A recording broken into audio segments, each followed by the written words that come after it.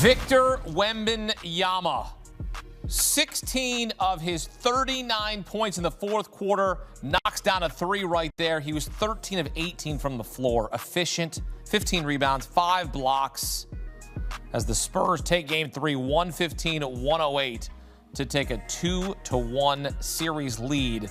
Spurs started the game on an 18-3 run. That was their largest lead of the game, and it was as if Minnesota would just not go away. They closed the quarter on a 19-5 run. They kept coming at him in the second half.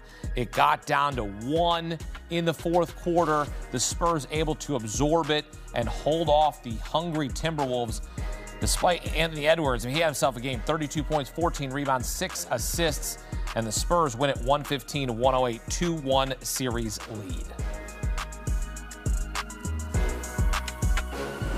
Get some instant analysis. Welcome in CBS Sports basketball analyst Noah Bono. And Noah, as a certified ball knower yourself, Victor Wembanyama, I mean, you can appreciate what he did, the efficiency, and playing with 5 fouls there late in that game, able to score 16 of his 39 in the fourth on 13 of 18. What did you see? Because we continue to witness this young man just getting better and better every time out.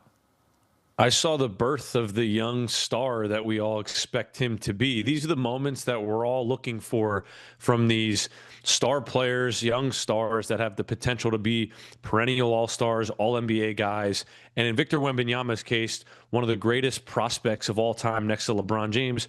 But the path that he could be on, assuming he can stay healthy during the duration of his career, this is the birth of that. This is where players go from boys to men when it goes from the regular season to the playoffs. Victor Wembanyama drops his second career game with 30-plus points this postseason, just his 7th career playoff game, and he's putting up Wilt Chamberlain numbers, 39 and 15.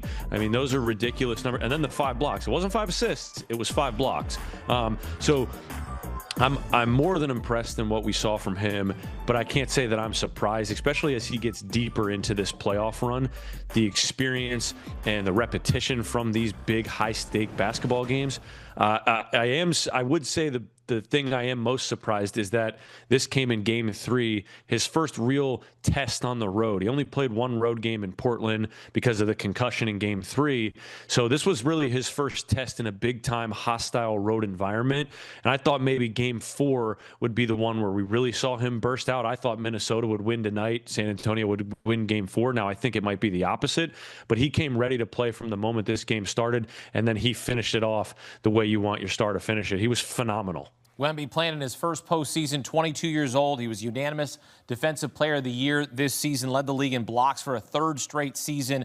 Look, there was a moment in the 3rd quarter, take you back, where he's getting held by Rudy Gobert, and his jersey gets pulled by Anthony Edwards. And he's like, you're going to make a call here or what? And even with all of that, he's playing with 5 fouls. And as you said, we're witnessing the birth of a superstar. And we know that this is the face of the league. Like, even Anthony Edwards said it himself when they asked him. He's like, no, he's the face of the league. When you're able to see him overcome that, he's getting held, his jersey's getting pulled, and he's able to get numbers in the 16 in the fourth quarter, that just shows you right there the leader that he's becoming. Absolutely. I mean, he's been a leader since the moment he got into the NBA, and you can hear him off the court and in moments in practice and, even in fundraising moments off the court, away from his team. This guy is born to be a leader. He understands emotions. He understands the moment. He's very self-aware. So I don't really think, there's another thing about him that makes him great on the court that doesn't surprise me, because when you hear him talk about how, it's harder work for him to hide his emotions and comments like that, it all translates to the basketball floor and his emotional maturity. And, it makes up for the lack of maturity he may have in these type of moments. And we watch the playoffs, and I think that this stands out the most in the playoffs is a team takes after the identity of their star player. And I think that you can see the San Antonio Spurs rallying around a guy like Victor Wembanyama and taking on the identity that he brings to the group, that he obtains himself. And it feeds off, the rest of the guys feed off this to such a great extent. And, it's no different than what you've seen with a LeBron-led team and the leadership and the vocalness of him. And then you go to a Kevin Durant-led team and you're kind of like, there's a little distance. There's not really much going on here. I don't know, is there much connectivity here? Look at a Victor Wembanyama-led team. I know we only got 7 games in the postseason with it, but I mean, it's only going to get scarier and scarier and scarier as he continues to get more reps, more mature, more games under his belt, more playoff experience. This is literally first run at it, and he looks pretty damn good. It's pretty scary for the league. As you know, the Spurs got an assist from one of their legends, the Hall of Fame coach, 5-time NBA champion Greg Popovich, sitting in during a film session after they lost Game 1. Noah, what do you think the Spurs learned as they have executed to perfection, near perfection here in back-to-back wins? I think they were reminded more so than learned their depth on this team is so vital. Like when Devin Vassell is knocking down shots to kind of halt some of these Minnesota Timberwolves runs, big deal. When Dylan Harper is coming over on the weak side to block a shot and guys are fighting for the loose ball off his block shot and they somehow can come away with it.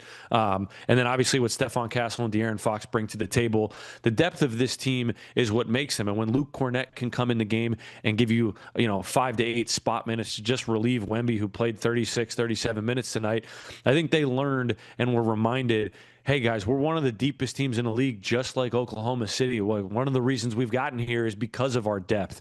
We can bring our second overall pick rookie off the bench, and our net rating is a plus 21 when he's out on the floor. Like, we're deep. We got bodies. We got people we can depend on. And I think that Coach Pop probably brings them in a session like that and can pinpoint some certain moments, but probably can help get into the mind of De'Aaron Fox of, hey man, you're De'Aaron Fox. You have the nickname Swipe a Fox because of how fast you are. Go downhill, put pressure on the rim. And I think we saw a lot of that tonight translate over. And then again, guys playing to their strengths. So I don't think it was much of a learning lesson. I think it was a reminder of, hey, this is the team we've been all year that won 60-plus games. Let's go out and show it some more versus a depleted Minnesota team dealing with a lot of injury. Spurs have now won 3 straight playoff games on the road for the first time since 2016. Adds up here to a 2-1 series lead. Noah Bono here with us on CBS Sports HQ. Noah, thanks.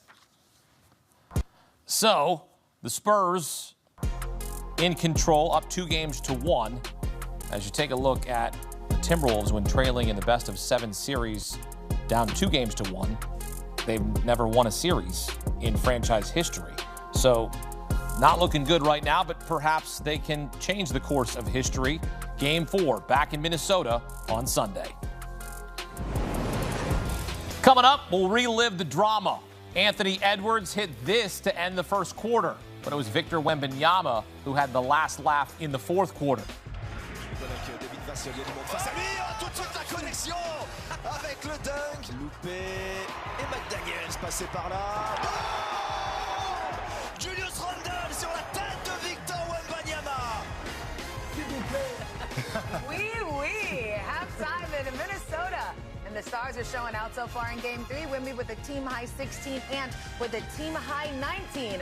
Bonjour, I'm Taylor Rooks with Dirt, Steve, PG, and UD. And we knew that those stars would show up, guys, but players not named Wemby and Ant are shooting just 31% from the field, UD. Yeah, the question is who is going to step up and fill that gap. And I look over at Minnesota and I see Julius Randle. He's getting a little bit more aggressive towards the end of this first half. But when you have that opportunity against Castle, I think you need to try to post that matchup and see what you can get out of that. And secondly, you have to work your offense. You guys are 8 for 23 in the first 10 seconds of the shot clock. You have to make that San Antonio defense move from side to side before you shoot the basketball, just to make sure you get the best shot possible.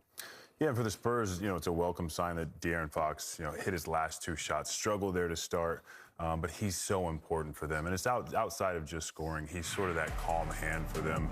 A young team, a lot of times composure is contagious, but, unfortunately so is panic. So when things start to go wrong, De'Aaron is the one that can steady the ship and get people going. We know what Wemby can do, but just seeing him get downhill is great. I mean, the Spurs were 10 for 33 outside of 4 feet in the first half, and that won't get it done. So good to see them be a little bit more aggressive, put more pressure on the rim. Yeah, and I mean, to your point, Chris Finch said that they're at their best when he is in attack mode. I'm sorry, Mitch Johnson said they're at their best when he's in attack mode, that he has the strongest ripple effect on the team, that it shows with Stephon Castle, with Dylan Harper, and all of those. But Wemby continues to be a deterrent at the rim, Dirk. Yeah, he's incredible. The way the game started, I thought San Antonio's heading for another blowout, like in game 2. It was 11-1. The Wolves missed their first 12 shots. But here's the difference. Then Wemby went out, and this is what you're going to get. You get some stuff at the rim.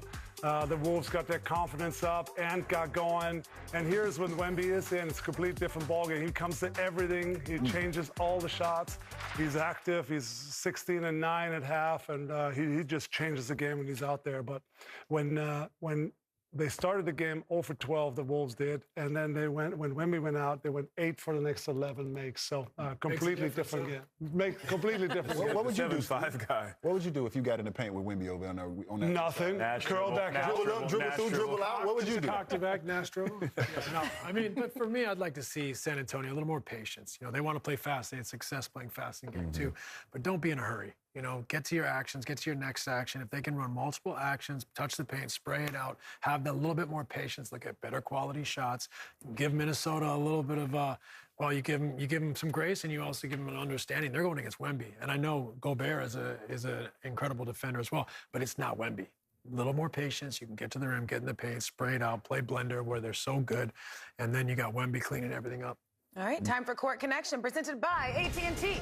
This was the first play of the game. Devin Vassell lobbing it up to the aliens. Why Mike Spurs Conley? and Timberwolves tied at That's too 51. good. OG Conley like that. The half, presented by AT&T, Knock his head back. continues after this.